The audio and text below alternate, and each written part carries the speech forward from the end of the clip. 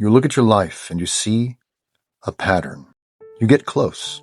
You're finally about to make that big shift. You're about to launch that project. You're finally on track. And then you stop. You break it.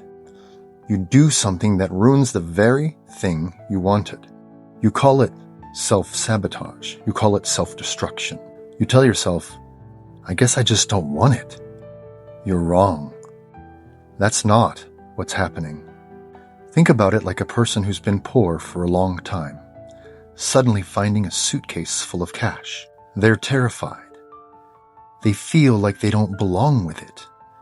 They feel like it's going to be snatched away, so they get rid of it. They aren't sabotaging their success. They are protecting themselves from the fear of losing it. It's the same for you.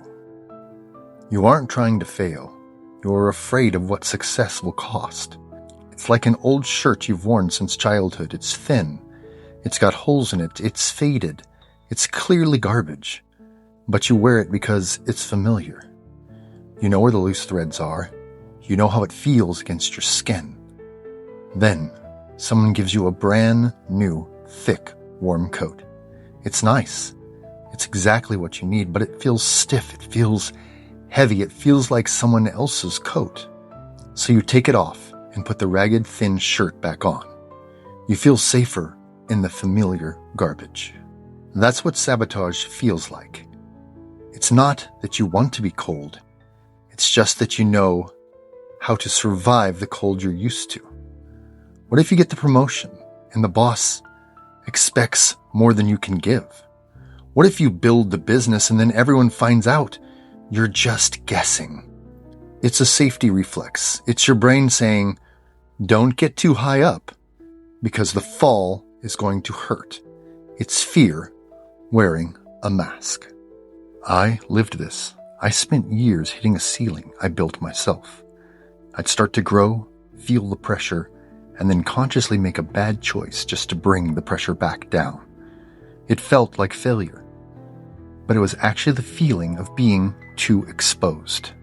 I'd be on a roll, getting real work done, and then suddenly I'd waste an entire afternoon on something that didn't matter. Why? Because being productive was scary. Being productive meant I had to keep going. It meant I had to face the next challenge, and I didn't trust that I could handle that challenge. When you're at the bottom, you know what to expect. You know the pain. You know the struggle.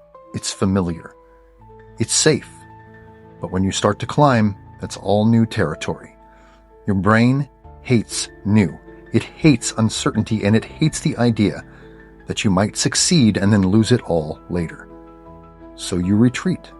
You tell yourself a story that you're not ready, or that it's not the right time, or that you're just not that kind of person. That's the lie. You have to stop looking at it as a flaw and start seeing it as a safety mechanism. You don't need to fix your desire to fail. You don't have that. You need to fix your ability to handle the exposure of winning. You have to build resilience. You have to prove to yourself that you can handle the responsibility of winning, and that you can handle the potential for future setbacks without running back to the comfort of the bottom. It's not about being fearless. It's about being scared and doing it anyway, and then showing your brain that you didn't collapse. Build proof. Small receipt after small receipt. Make one small choice. Do it. Prove to yourself that you can handle something tiny. Show your brain you can stay high up without the world falling down. Stop sabotaging. Start proving. This is Jay. Work in progress. Aren't we all?